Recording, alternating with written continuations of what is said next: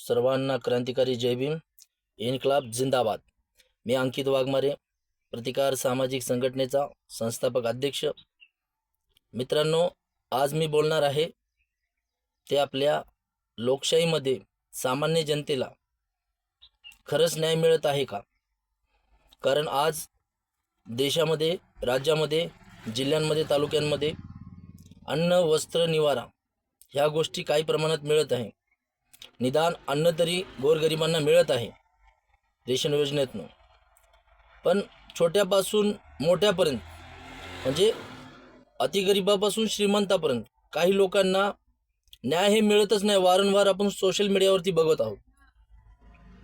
आज मी सुद्धा काही बाबींसाठी तहसीलदार असो, जिल्हा अधिकारी असो किंवा सक्षम अधिकारी असो, त्यांच्याकडे काही चुकीच्या गोष्टी होत असतील तर त्यासाठी आवाज उचलतो, त्या गोष्टी पाठपुरावा करून घेत असतो. पण असं असताना आमच्यासारख्या कार्यकर्त्यांना इतका वेळ लागतो. सामान्य जनतेला किती वेळ लागत असेल. किंबहुना आता एक 2-4 दिवस झाले मी बघतोय सातारा जिल्हाधिकारी कार्यालयाच्या पुढे असे 5-6 राष्ट्रीय पक्ष असतील किंवा सामान्य लोक असतील, त्यांनी असे शेड वगैरे टाईपमध्ये बसलेले आहेत बाहेर प्रांगणात, जिल्हाधिकाऱ्याची जी कमान आहे तिथे. आणि त्यांच्या काही छोट्या मोठ्या मागण्या असतील किंवा काही गंभीर मागण्या असतील. पण हे बसतायत, त्याला 7, 8, 9, 10, 11 दिवस झालेत उपोषणाला बसतात आणि कायम बसतच असतात. पण 15 ऑगस्ट, 26 जानेवारी हे दिवस आले की जास्त प्रमाण होतं आणि त्यावेळेस त्यांना पण आशा असते की बाबा ह्या टायमिंगमध्ये आमचं कुठेतरी विषय होईल, शासन आमच्या विषयाकडे लक्ष देईल. पण तसं न होता कानाडोळा होतोय.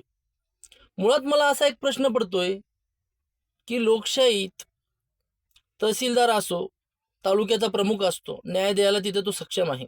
प्रांतसाहेब असतील किंवा जिल्ह्याचे जिल्हाधिकारी साहेब असतील, हे सगळेजण सक्षम अधिकारी असताना आंदोलनाला, उपोषणाला जीवाची पर्वा न करता थंडी गारठ्याचं बाहेर बसावं लागते. ही नामुष्की कुणामुळे ओढावते? ह्या सक्षम अधिकाऱ्यांनी कधीतरी समीक्षा करावी. आणि जर का कोणी खोटे किंवा चुकीच्या गोष्टी घेऊन बसत असेल तर तुमच्याकडे यंत्रणा आहे. दूध का दूध, पाणी का पाणी लगेच करावं. हे मुद्दे रास्त आहेत का? खरंच या व्यक्तीवरती अन्याय झालाय का? खरंच तिथे चुकीच्या बाबी घडतायत का? ह्याची कुठेतरी या सक्षम अधिकाऱ्यांनी तपासणी केली पाहिजे आणि तातडीने न्याय दिला पाहिजे. हे प्रोसेसने जातात. ठीक आहे, तुमची कामाची पद्धत आहे, प्रोसेस ठीक आहे.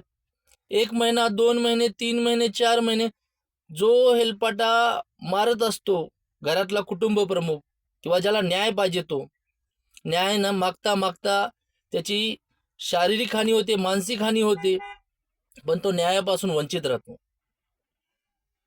मला शासनाला एवढंच सांगायचं आहे, लोकांमध्ये पण जनजागृती करायची आहे की न्याय हा आपला अधिकार आहे.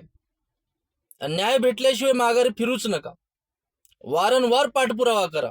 अधिकाऱ्यांना सांगा हे माझं काम इथं अडकले, हे झालंच पाहिजे. तर अधिकारी तुमचे सेवक आहेत.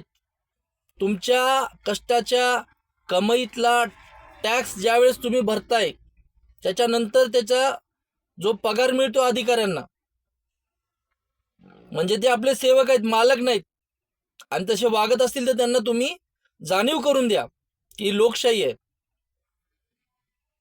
आता एक 2-3 दिवसा अगोदर बघत होतो, मराठी इंडस्ट्रीमधल्या उषाताई चव्हाण यांना पण कितीतरी म्हणजे आश्वासन दिल्या जात आहेत, पण त्यांना त्यांच्या हक्काची जागा मिळत नाहीये. 80 वयाच्या झालेल्या आहेत त्या. मग विचार करा, ग्रामीण भागातल्या शेवटच्या माणसांवरती, शेवटच्या दुसऱ्या माणसावरती काय प्रकार होत असेल. मला हेच कळकळीने सांगू इच्छितो मित्रांनो सगळ्यांना मी, की इथं सगळं मिळतंय, बऱ्यापैकी सगळं मिळतंय, पण न्याय मिळत नाही. न्यायाची खूप अपेक्षा आहे सगळ्यांना. न्याय ताबडतोब निपक्षपाती झाला पाहिजे.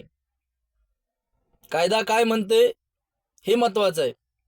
भावनिक न होता अधिकाऱ्यांनी सुद्धा तातडीने न्याय करावा. आणि जे चुकीच्या गोष्टी आहेत, जे समाजाला आणि अधिकाऱ्यांना माहिती आहेत, त्याच्यावर ॲक्शन घेतल्याच पाहिजे. नाही तर लोकांचा या लोकशाहीवरतून विश्वास उडत चाललेला आहे. एवढंच बोलतो. जय भीम, इन्कलाब जिंदाबाद.